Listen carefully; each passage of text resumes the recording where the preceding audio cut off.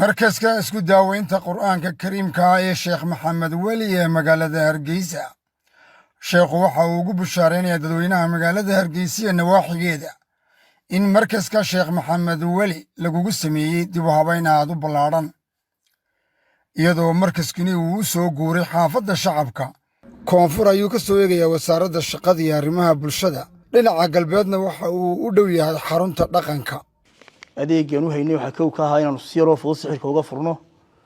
si yaroo fudud maaragtay haddii alla idmaayo durrada dhibaatooyinka ay keenaan ay ka mid tahay faaliga kansarka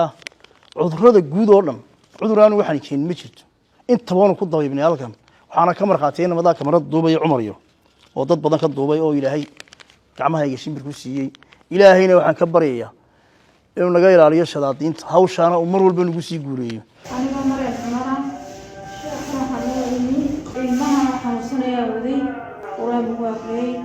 ودعدي إن بدن بيحنوسين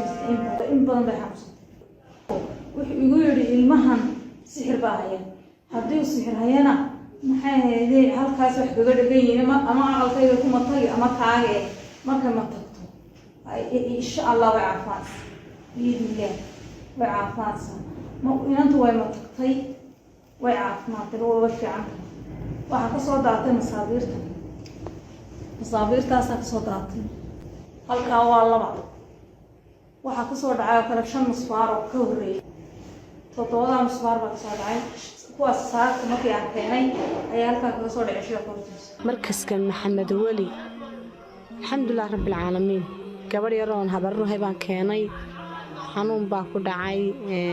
waa la aamusiyay marka maxay ahaydee markaanu geynay ilaahay shimbir buu ka siiyay isaga inuu waaxideen marka gabadh yareed iyadoo caafimaad qabta ayaan halka kala noqonay ilaahay dartii sheekhu waxa uu ku shaqayn doonaa si joogto ah labadan bilood ee u dambeeya wixii intaa dheer ee faahfaahina waxaad kala xidhiidhaa telefoonnada kuu muuqanaya ee hortaada markaska isku daaweynta qur-aanka kariimka ah ee sheekh maxamed weli